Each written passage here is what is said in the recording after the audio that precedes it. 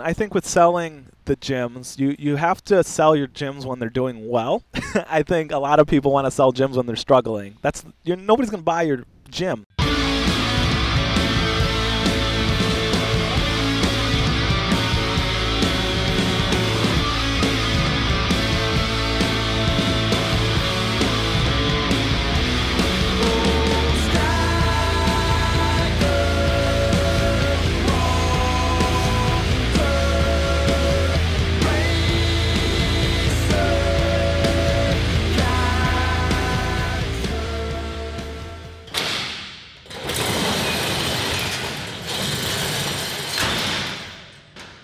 Welcome to Barbell Business. I'm Mike Bletzer here with Doug Larson and Marcus Gurzy. And we're up here in Santa Monica. Santa Monica. Santa Monica. Yeah, we're up here with AJ Rivera. And we're going to get in, during this show, we're going to get into buying, selling gyms. We're going to get into, what was it we were going to go over, Marcus? you said make sure. Creating and selling high-end packages and programs through your gym. See, this is why we have multiple hosts on the show. And we support each other. And especially we're going to talk about how to price those programs appropriately, which means usually charging enough to make it worth your time. Yeah. So AJ comes from the strength and conditioning world. He owned 2 strength and conditioning gyms in Chicago. He's sold them, and now he coaches and consults gym owners on sales and marketing. Personal trainers, right? Anyone in the industry trying to make a good living doing what they love. You got it, yeah. I'm really excited to be here. Thank you so much for having me. Thanks for driving up here. I had no idea you guys were going to drive, all of you, all the way up here. Mm-hmm. I'm very humbled to be on here. I've been listening to you guys for a long time as well. So I told Mike that maybe a month ago when we had first linked up. So yeah, I'm excited to do my best and drop a little bit of knowledge and hopefully serve your audience here. Yeah, excited to have you. Yeah. Yeah, Mike mentioned that you own a couple of gyms in Chicago. What's the rest of your background? How'd you get into the world of strength and conditioning? Totally. So I'll try to do the short one, and if anything sounds interesting, we can stop. But I wanted to be a personal trainer when I was 18 because I didn't want to go to college. I was in college anyways, but I was like, once I make enough money, maybe I can quit. And and so I started the personal training as literally kind of a side gig. I was unfortunately, I think probably not in the best shape when I started, but I got super fired up, started working out all the time, read every book I could, and really learned about it so that I could do a good job because I don't want to sell something I'm terrible at. That eventually led to me training out of like dance studios that I rented, out of parks, things like that. Eventually, the studios that I rented got shut down. I was like, I either got to stop doing this or I got to open my own gym. And so I opted for opening my own gym, and my first studio ever was in kind of a hood area right outside Chicago, like walking distance from Chicago. Dude, I did the hood area too. You did the hood area. Totally, the hood. Sure I did. mean, it's the only place you can afford rent, Yeah. So, yeah. And that was my first gym, and that's kind of how we started. And I made all the mistakes because I had. Still have sometimes, but I had a really bad ego, thought I knew everything. I think a lot of trainers struggle with that because that's what we're being paid for, right? We know everything. Right? Yeah, I think there's a process where you learn a lot in a short period of time, and then you realize you know more than your friends, and you're living in a small area. And this is before, well, this still happens. I was gonna say, back then there wasn't so many people on the internet letting you know how dumb you are. So totally. I needed that.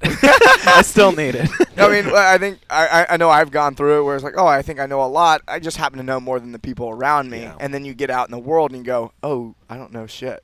Yeah, and that's 100% what happened. I was kind of thrown in there. I did think I knew everything, and it took me a long time to humble myself and start asking for help and getting mentors and coaches. And I love that you guys mentor and coach people. I think it's one of the most important thing, especially with personal trainers, box owners, because they're taught how to train well. They're never taught how to run their businesses, and so these passionate people can potentially end up out of an industry that they should be in. So through working with lots of mentors and coaches, I was finally, after years, able to get my gyms successful, opened a second location, kind of shifted to selling high-end programs.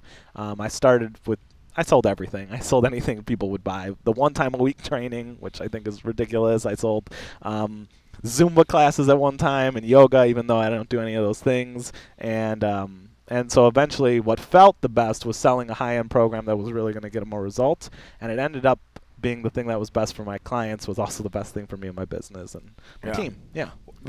Was there a moment where you had that humbling experience where you kind of got bitch slapped? Yeah. The famous humbling. I mean, I Tell think us about the your bitch favorite slap. bitch slap. I mean, there's so many bitch slaps. I can't narrow it down. I can try to think of one of my favorite one. My favorite bitch slap, the one that I still think about and stay up late at night, was it was maybe 4 or 5 years ago when I actually had 2 locations and was still struggling because I convinced myself that being in the hood was the reason I was failing.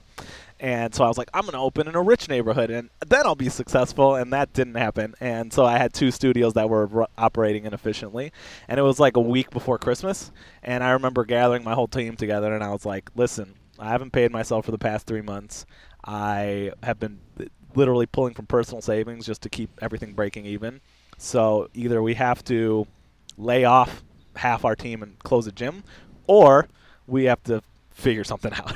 And I was literally asking them, I'm like, I'm not going to take you guys on this ride if you don't think you're not for it, and I'm not going to lie to you either. We're struggling. I'm struggling. Like, there's no Christmas bonuses. I'm training every chance I get just to save hours and to save on payroll. And that was the moment. That was my favorite bitch slap, as you put it. And I still think about it. And that was great, though, because that's when I started asking for help and working with different coaches and mentors and buying even info products and things like that, because there's always one useful thing in all of those things at least. And so it's slowly over time I became more and more okay with investing in myself, and that's when my business really started to do well, and I was able to outsource, and I was able to sell the expensive thing even in the hood. And actually the hood gym did better because our overhead was lower. And nice. and it was great. And I was able to outsource my gyms. I was able to go to Vegas and go on vacation and go on holiday, and knew that I was going to be okay and I could take care of my family. When you say you outsourced it, can you explain a little bit more what you mean with that? Totally, yeah. So outsourcing is that dream every personal trainer has when they start. Oh, I'm just going to get 20 clients, and then I'll pay some guy to work for me.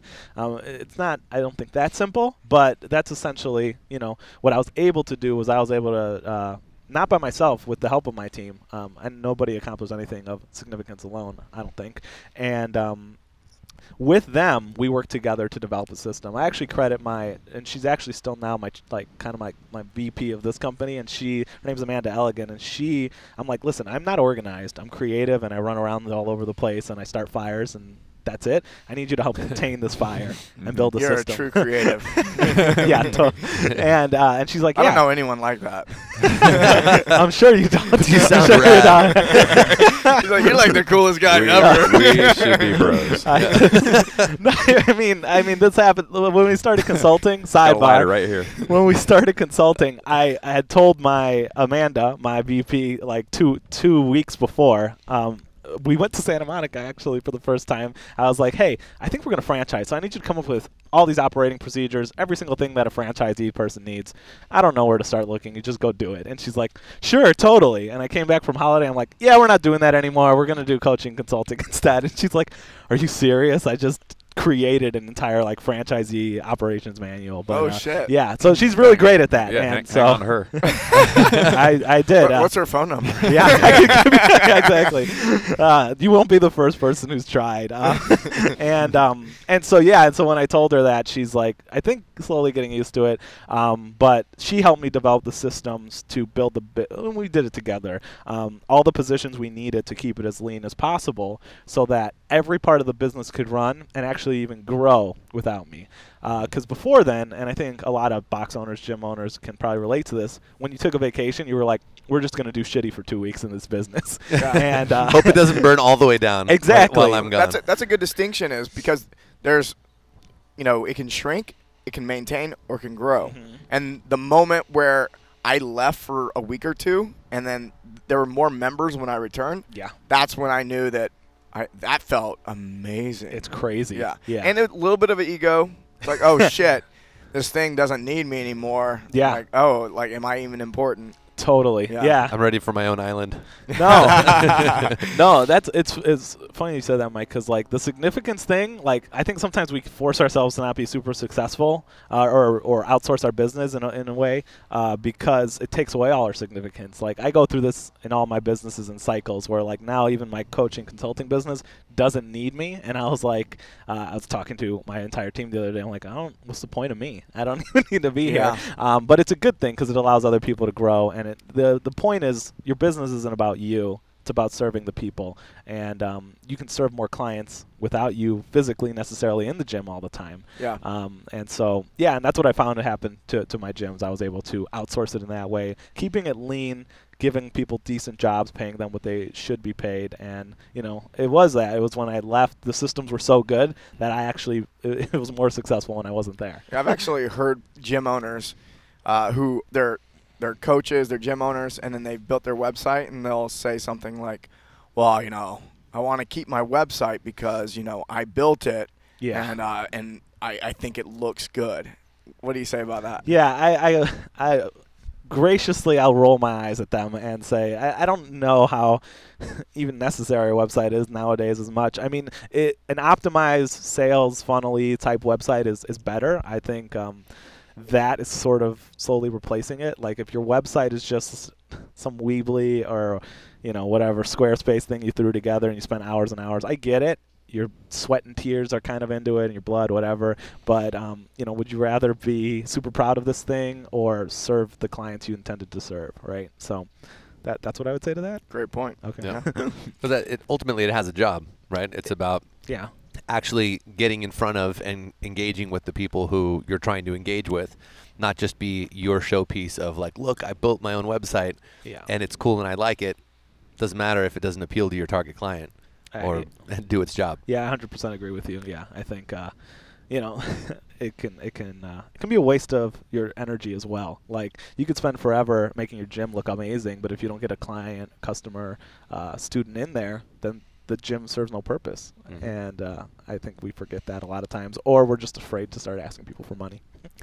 So you build a business that can operate on its own, where you don't have to be there doing the day-to-day, but that doesn't necessarily mean that you aren't doing anything related to the business. What are you doing while your business is running on its own? Are you still meeting with your team? Are you still looking at financial statements? Are you still being paid? Like, how are all these things running with respect to you personally? Totally, yeah. That's a great question. I think it is you're never doing nothing. I think that's a lie if somebody tells you, yeah, you can do nothing and your gym will make. I think that's the sales pitch, but it's the rarely the pitch. reality. Right. It almost never happens. I mean, you can have a lot taken off your plate to where you're not necessarily working that much, but I was meeting with my team. I was, in a weird way, it's almost quality assurance, right? You're giving benchmarks and setting goals for your team, making sure they hit it.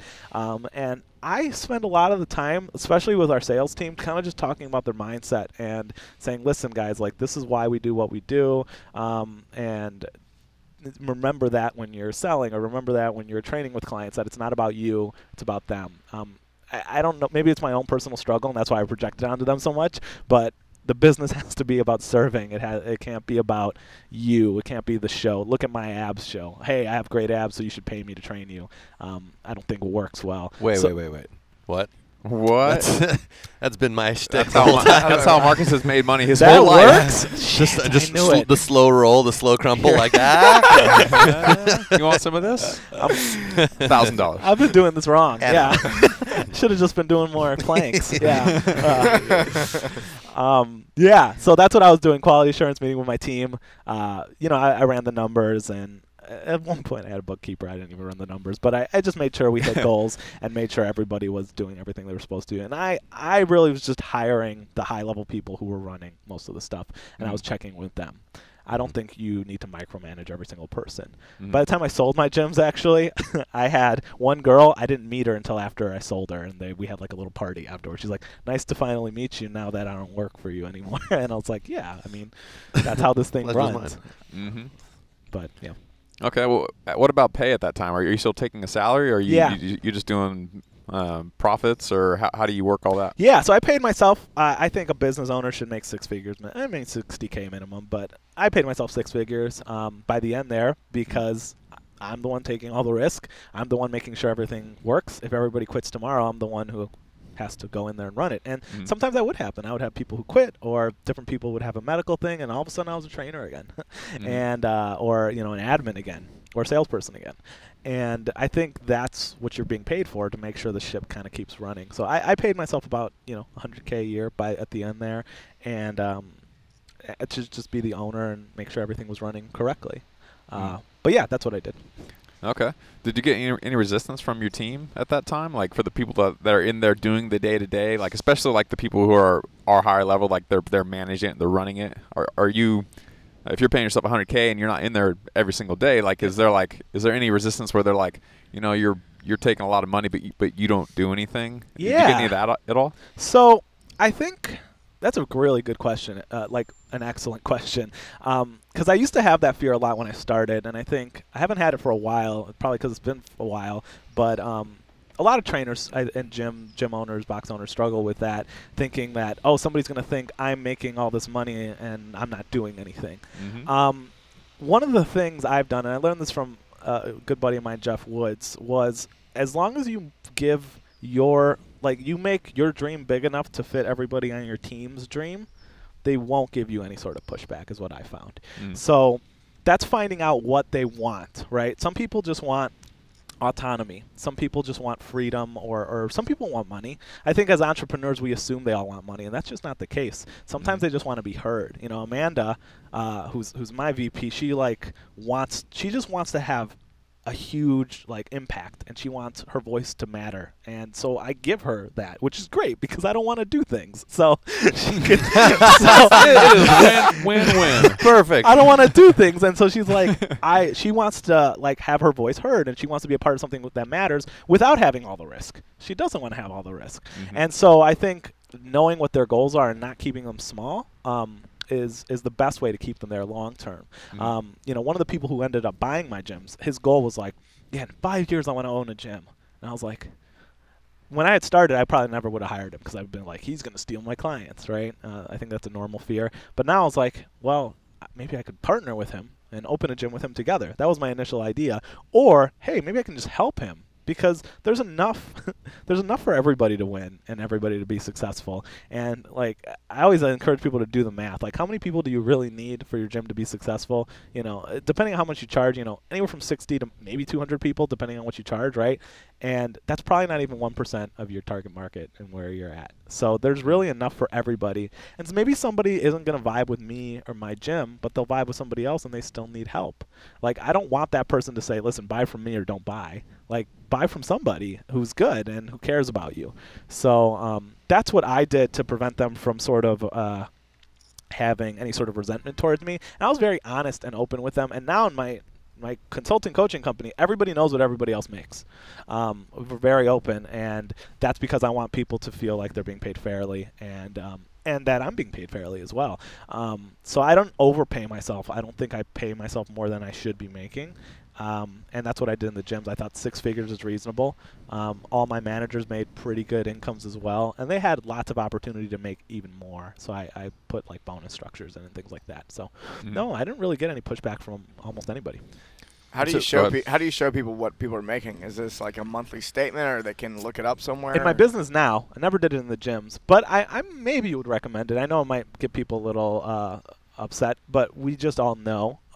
I only have a team of 10 people, so we just all know what everybody makes in the company. We tell them what position makes what and why, and if somebody feels like they should make more, I would ask them why. Why do you think you should make more? And usually, if they have a good answer and they're like, well, I'm going to add this much value by doing this, this, and this, sounds cool to me. All right. If you have a good reason, I don't want you to be a cog in a machine if you're working with me.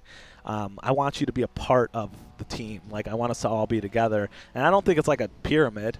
I think it's like a circle, and we all just sometimes different people are in charge of different things. When it comes to marketing, I'm not in charge of that. Our CMO, Corey Gladwell's in charge of that, right? When it comes to sales, our sales manager's in charge of that. I don't want to be the boss of that because that's not my zone of genius. That's not what I'm really good at. I'm good at finding these smart people. So that's what I'm going to do. It's just make sure they can keep getting what they want so that everything else operates in the business.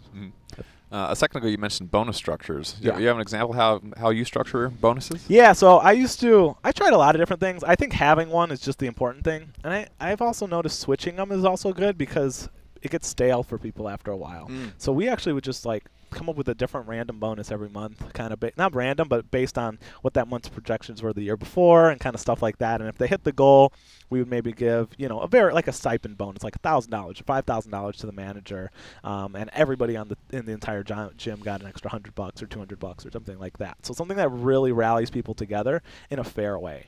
And yeah, so I don't have one, I think, that I can really think of. I think the one I did for a while consistently, and then I went to switching it, was if we hit $20,000 every month, I would give the manager an additional like $2K. And I did that every month they did it. And then if they were going to do it 3 months in a row, I was going to give them another $2K on top of that. So I don't know if it has to be that specifically, and I'm not necessarily an expert on the bonus structure, but I do recommend having it because it really gets people motivated. So yeah. I don't hear many gyms implementing anything like that. Yeah. Yeah, it's kind of crazy to me when you think of like what a gym business really is. It's a sales and marketing machine, around great training, but ultimately it all revolves around sales and marketing. And the golden rule for sales is to have an incentive structure to where people can actually, based on their performance, make a living. And so when you want to say, well, we want to grow membership, well, that means you have to have the person who's running this whole thing be incentivized to actually grow membership.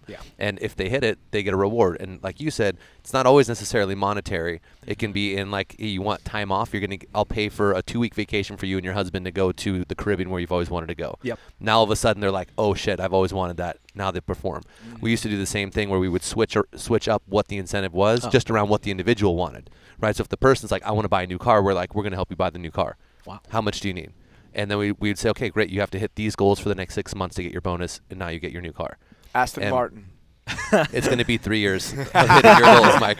That's amazing. I've never heard of that with like incentivizing and helping people with a specific goal. I think that's great, and I think it's dumb if you don't give some sort of incentive to your team. I get it if you're just starting, but if you're trying to grow, you're going to have to take a couple steps back over and over again. I mean, just to open your gym, right? You had to get a loan or take all your savings or whatever. You had to take a whole bunch of steps back, hoping it would eventually make you 6 figures or 7 or whatever you're trying to make, right? So, like, you have to keep doing that, I think, if you want to grow, and it's scary every time, I think. So, but. So once you get to the point where you can step away and you minimize the number of roles you have within the company, it can kind of operate day to day without you. Eventually, you decided that you wanted to sell your gyms. What was the process for selling a gym? Like how does it actually happen? A lot of people have gyms. They're thinking they might sell it someday, but they have no idea where to start. Totally. What did you do? What did that look like? So yeah, that's an awesome question. I think with selling the gyms, you have to sell your gyms when they're doing well.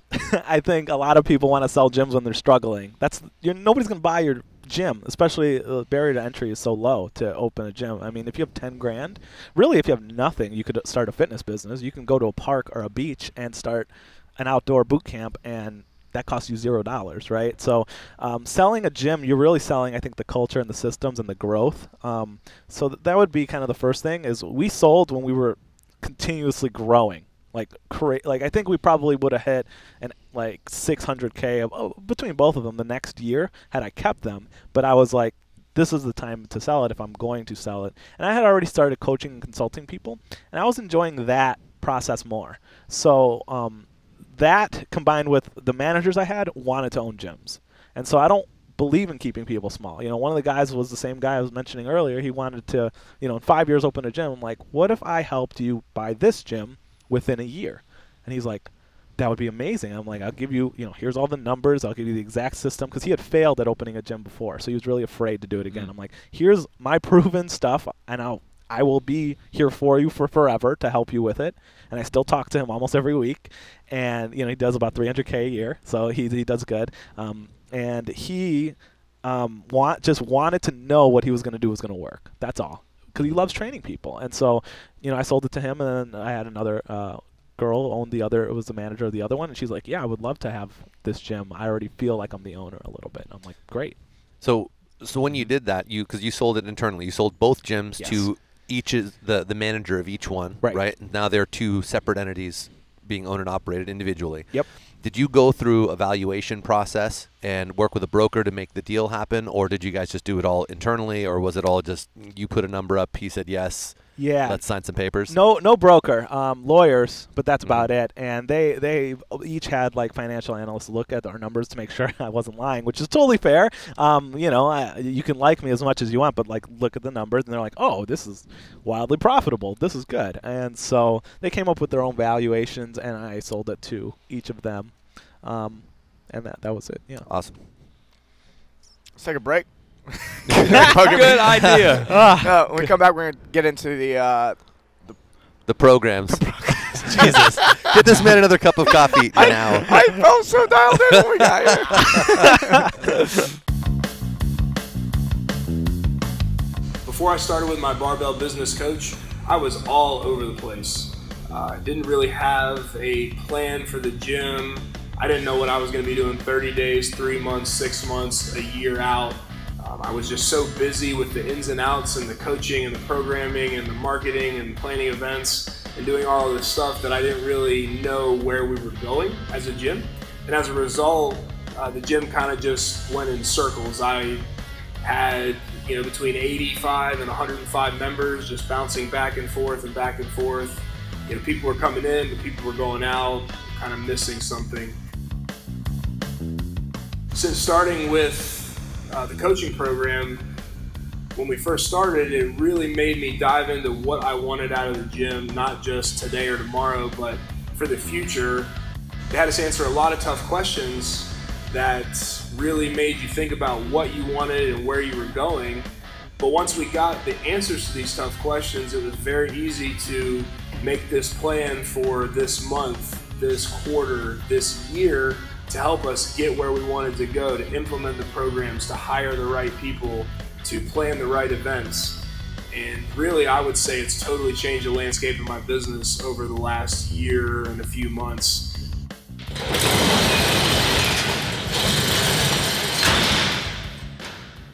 And we're back with AJ Rivera. We're going to be talking about, now we want to get into, is there anything we might have left out about selling gyms that anything you want to add to that before we jump into anything else? He's stalling. He forgot what we're talking about on the We're second talking half. about gyms, right? Yeah. Doug, We're talking about fitness. this guy barely knows me. Something barely about knows something me. about barbells. Yeah.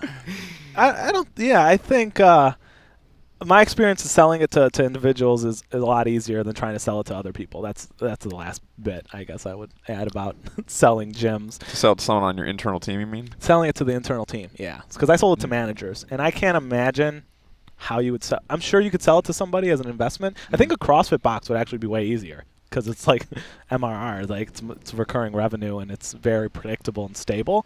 I think with kind of the model I run, it's easier to sell it to individuals because otherwise, they're just going to start their own. I think so. Yeah. Mm-hmm. Helpful. We're waiting on Mike. you. What Mike, are we this is your talking cue. about, Mike? Mike, what is it? You're fired. Hi, I'm Mike Bledsoe, and welcome back to the second half. We're now going to be talking here with AJ Rivera about how to create high-end packages to sell at your gym. Is that better? Did I do it? Yeah, it was really good. That was really good. Thanks. You just channeled my spirit. It was amazing. You are my spirit animal, by the way. No, so you're I don't want to say expertise, but I know you said you put you help personal trainers, you help gym owners create high-end programs and packages that they can sell, either as lead-ins to their evergreen membership offers or as add-ons to their core offering. Is that right? Yeah. So yeah, that's basically what I do. It would really depend on your situation. So I don't like to say there's like a one-size-fits-all for everybody, obviously. And but yeah, whether it's replacing their existing program, which is like what I did in my gym, I replaced my kind of low end with just high end, but I was doing just small group. Or what was low end for you? You're saying low end, high end. So I think sure, that's a lot of times in the personal training space, yeah, those numbers look very different than in the CrossFit space. Fair enough. Yeah. So for us, our low end, we were charging like $130 a month for small group personal training. So 8 people or less. Usually it's like 5, which is low. By the time we sold the gyms, we were charging for at least what would equal about $300 a month to $400. And that would be the high end. That would be high end. I would call it higher end. Yeah, it was more for sure. There's still 8 people. Still 8 people. Almost never was it 8. We kind of made that the cap. We really wanted it to be, 5 or 6. We did 8 because we had at the time 1 rig with 4 squat racks. We're like, great, 1 person can squat, 1 person can lift. And so 8 was like, that feels a little high, but really it's fine. I'll stand in the middle of the rig and I can watch them all and it's fine. But yeah, that's what we did. So 8 people, and by the end we were selling for what we would call high end $1,000 for like a 12-week program. So yeah. So when you, because I know a lot of the gym owners listening right now are experimenting with creating 6-week programs, 8-week programs. Yeah. Like I said, either as a lead-in to get maybe they brand it as something that's not necessarily like if they're a CrossFit gym, it's not a CrossFit program, it's a transformation challenge, it's a boot camp, it's a something different to help bring in some additional people and then hopefully build the relationship and convert them. Yeah. How would you begin approaching creating a program like that? Totally. So I think the first thing is how many people do you serve at one time? We bracket it off kind of 3 different ways. If it's less than, if it's 1 person, we recommend selling the 12-week program as either a challenge or an intro program, or it could just be your core offer. We did it as our core offer, but especially box owners, it works really well. It's like start with this. Right, and then you can spend extra sessions meeting with them and stuff, right? Like and teaching them you can include 1 or 2 one-on-one instructional sessions or a 1-on-4 or whatever you want to do. You want to sell something you would sell to your mom that's good enough for her that you believe in. And so if it's one-on-one for like a 12-week program, we say the minimum, and it can always be more, but the minimum was $2,000. For what we would call the semi-private model, which is anywhere from 2 to 8 on the high end, we would say the minimum is $1,000. And then for anything more than 8, the minimum is $500. But again, it can go as high as you want. And it really depends on if you serve 12 people, 15 people, 20 people. Just charge something that feels fair to you, and then make sure you over-deliver on what you're actually giving them. Don't have a bunch of upsells. Sell them the whole thing at once. This is just what worked for me. I'm not, that's the thing about advice. This is what worked for me. I'm not saying it'll necessarily work for you. It works for me and my clients. Put it all together and sell it as one thing and just raise the price if it's going to be your premium product anyways. Don't sell them a $1,000 program and say, it's an extra $7 a month if you want nutrition coaching. Like, that's just include the $7 and that's what we did. And so that's what I would recommend for your kind of premium offering, and make sure you load it with stuff. Like ours was, we had a 6-week meal plan that was made by a dietitian. We would give them like a thing of protein. We'd give them an accountability group. We'd have a weekly call check-in that even if they showed up or not, they were just being checked in on every single week to see how everything's going. We gave them a private Facebook group, which is pretty obvious. We sent them like an e-product we had, a digital product we have. We made it almost impossible for them to fail, and that was kind of our idea, and that was a little bit of our motto or mantra or whatever, was like, make a program that's so good that if your mom needed it to survive or she'd be really sick, it would definitely get the job done, and then you can charge a premium for it because it's great. Mm-hmm. Yeah, I like the idea of just charging the whole thing as one complete package and not nickel and diming people. Yeah. If you're going to pay $1,000 for something and then someone comes in after the fact and says, well, it's an extra $30 or whatever for this other thing, you're just like, come on, you're fucking hassling me at this point. Like, Don't be Spirit Airlines. That's right. Yeah. The mixed nuts cost extra. Yeah, and the soda. Your carry-on. Yeah, exactly. They charge you $25 for your carry-on. Yep. Yeah, when it comes to a program like that, yeah, Doug, I totally agree with you. You bring people in, you trick people in with a smaller price, and then you're upsell here, upsell here, upsell here. I don't think that's the way to go. I think it should be, if you can, make the product as good as you possibly can, make it quote unquote bulletproof, like you said, with all the different kind of accountability and product and et cetera, to make the program just fantastic. Yeah. Give yourself and the client the highest chance of success, right? You can now charge accordingly. They're going to have the best experience possible, especially if this is something where you're trying to build a longer term relationship with them to hopefully convert them into your regular membership on an ongoing basis. Right. Less sales events is always better, in my opinion. I prefer less and more focused sales events in a sequence rather than a whole bunch of little ones where someone can then kind of nickel and dime and then basically go through your program without getting all the support that would actually be necessary to get the result they actually wanted. And now they're like, yeah, I went through that program, it didn't work. Totally. I think to add to what you're saying, the idea of having like a 12-week, and this is just an example, it can be however long you want, but a 12-week to start is very good for your client, because chances are, and maybe it's not the case for all of your clients, but if it's a new client, hasn't worked out in years, needs to get back into shape, they don't need a month of CrossFit. What they need is a tangible result from the CrossFit. And so the 12 weeks can potentially help them build the habit, so that even if they don't want to work out with you afterwards, they'll at least go find another box or another gym, or they'll at least have built up the practice. And so by giving them, hey, listen, by the end of 12 weeks, you're going to know how to do this, this, this. You know, if you're into body weight, you lost this much weight or this much body fat percentage, and you'll have this tangible result, or you'll be as close as possible to this result. They're now, instead of just thinking they're paying for a gym membership, they're paying for a result, which you can charge whatever you want for a result. Paying for a gym membership, it's a lot easier to compare it to other things. I can give Mike $300 a month, or I can go over to this, cheap gym and it's $60 a month, and maybe I'll just Google workouts. Yeah, it depends on how much they value that result. Totally. Yeah, and it really depends on your audience. For our audience, they needed to get their shit together, and they needed to commit to something long term, because they had done so many challenges, and 1 month here, it didn't work. 1 month here, it didn't work. We're like, do 12 weeks of something consistently, and by the end of it, you'll at least have a habit, and I can feel good about that. So how did you market and sell these programs? How did you actually get the people into these programs? Totally. Yeah, simplest marketing plan in the world. And Again, I'm not that smart, so everything needs to be very, very simple in my business. And so we marketed a free personal training session, and we used digital marketing and offline marketing methods. And they came in for their free session, and the session was a little bit of a training session, but at the end, we would sell them into our 12-week program.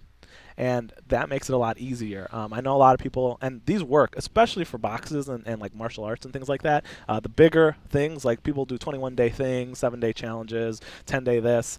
The only problem I found with that was I didn't need that many clients, because I was doing semi-private, and people, it almost gives them enough time to like give up.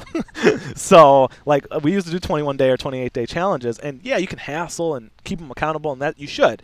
But we always get people who fall off, or people who just showed up for the challenges. I don't know if you guys have ever had that. Mm-hmm. That's the most annoying, because I'm like, you just need to like actually build a habit here. You don't need a 6-week challenge every 6 months. You need an actual program, and you need to commit to something. Even if it's not me, just commit to something. Yeah.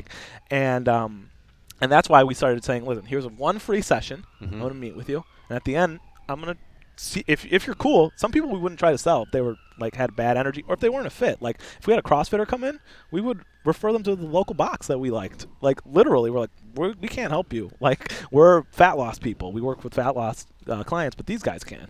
Or bodybuilders. We'd have a random bodybuilders come in. I'm like, what am I gonna do? Like I can hire you maybe. I don't know.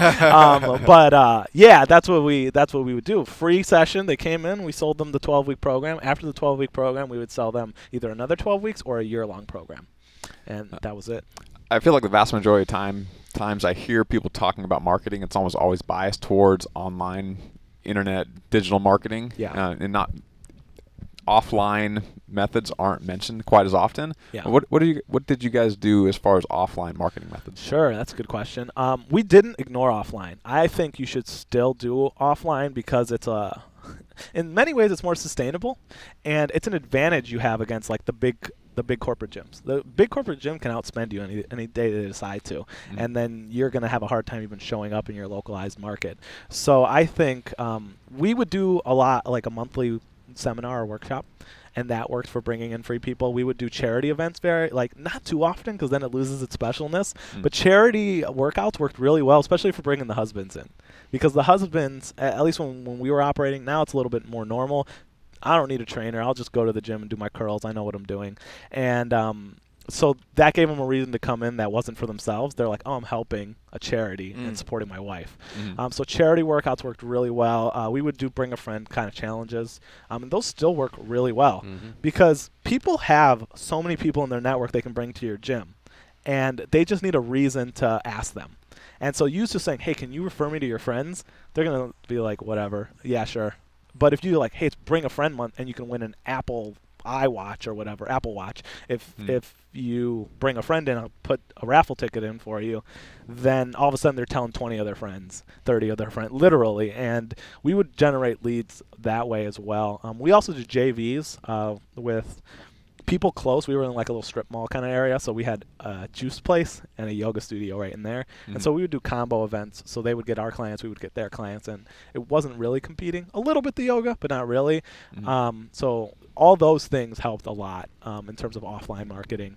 And we also had like a Club 100 referral program, which is there's a million people who recommend it. Where if you referred somebody, we would hand you a $100 bill in front of everybody, take a picture, tag everybody on Facebook, and I know that's digital marketing, but that's free digital marketing. Yeah, that's a great idea. So I love how you led into this by saying like, well, we didn't ignore offline marketing, and you have like a dozen campaigns that you're running all the time, because when we talk with box owners each and every day, and we're helping them create marketing plans and actually generate leads and get conversions. And you ask them like, what are you currently doing for marketing? Oh, I'm doing this and that. They do none of that. It's free. None of that. And those are really oftentimes, like you said, they're free. And oftentimes what we do, we're in the relationship business. So having the opportunity to actually build a relationship with someone through charity event, through Bring a Friend Month, through, creating these different events with other local businesses. These are opportunities for you to actually get hours of FaceTime with someone to build a relationship, have fun together, celebrate wins through a workout, through charities, or whatever these things are, to really bring in like really big volumes of high quality leads that now already kind of know you and like you and trust you, so you can have another conversation. Say, we're doing a free workout. We'd love to invite you in for this or for whatever the next step in your funnel looks like. Yeah. And it's so often ignored because they think marketing means I have to run a paid Facebook ad, Yeah. or it means like my posts on social. And that's really just a sliver of it. And really, when if you're in the relationship business, you have to look at, well, how do I build more relationships with people? Not just how do I just get more numbers into my lead funnel. It's about what quality, where are they coming from, and really how can I make the most of my time and energy? Probably much more effective that way, hosting a monthly workshop and doing these events to get, just a steady flow of people on and eyeballs onto your business to, really keep your funnel totally full. Yeah. No, I think that's a really important point, and I think it is ignored because for a long time, digital marketing was so cheap to get people in the door. It's a little more expensive now. It still works. It's just more expensive, so you have to charge enough and actually have a good program. You used to be able to have a shitty program and be successful because of digital marketing. Just leads coming in whenever you want. Now it's more expensive. I think it's good. It's getting rid of some of the riffraff or making them get better, which is also a good thing. Yeah. But yeah, I don't own a gym studio anymore, but if I did, I would do digital marketing, but I would also focus my energy on just making sure everybody in my town thinks I'm the fitness guy. Like I'm just the only guy who exists. Like getting a public speaking engagement is super easy if you own a business. Like you can walk into any one of these like schools, universities, offices, and say, "Hey, I want to do a free like nutrition talk for your company," and they're gonna be like, "Really? Thanks." And and even if none of them buy from you, it's like people showing up on a webinar, right, or listening to this podcast. They're now your audience, and they think you're the smartest people, and you are but like it allows more touches so that. Those are the things you do if you want a real sustainable business. If you just want to make money today and tomorrow, just do paid advertising. But if you want long term, you have to do the offline stuff because your deliverable is offline. Like it just doesn't make sense, and it's free. It's free. I don't know why people don't do it more, but anyway. Yeah, we work mostly with box owners. You come from the personal training space. Two-part question: what do you think that CrossFit box owners could learn from the personal training world, and what do you think the personal training world could adopt that CrossFit's brought in? Sure. I'll start. Or is adopting, Yeah. Okay, so I'll start with what can personal trainers learn from CrossFitters. I think the community in CrossFit, if done correctly by a good box owner, is amazing. There's almost nothing like it, I think, and I think it's why it's grown so, it's huge, right? And the retention is so high because there's this, you have sometimes elite athletes in there, but they're treating, somebody who has 40 pounds to lose with the same amount of respect and treating them like a human being. And that doesn't, it comes from good people, but it comes from the culture and the teachers and the owners. And that's amazing. I think we did adopt a lot of that, where we would have the people who lost 30 pounds and they're able to do cleans and all this cool stuff. And we would have them teach other clients instead of us teaching in the middle of session. And that happens in CrossFit boxes, at least to the ones I've been in. And I love that. I think it's really great. And I think it leads to a lot of retention. And I think the friendly competitiveness is good. In good boxes, there's the competitiveness, but it's not really with each other. It's with yourself. Ooh, do you have this movement now? Did you shave this much time off of, your Cindy or whatever, right? Like, that's awesome because it gets them out of their head of, like, where's my body fat percentage, and it gets them into progress, just getting better and better over time. So I think personal trainers could take a beat from that. Sometimes they're so obsessed with macros and, where's your body fat percentage? Did you lose weight this week? That's the worst one, I think. But, when it comes to the other way, I think CrossFitters can maybe just learn to – I don't know what they could learn from personal. I mean, charging more might be it, and making sure everything is lumped together. Again, maybe I'm biased because that's what we did. We lumped it all together. I feel like sometimes I see some CrossFit boxes who are like, yeah, we have our standard membership, then we also have our nutrition package, then we also have our group coaching, and they kind of sell it all separate. So I don't want to, repeat myself too many times, but I think putting it all together would be good.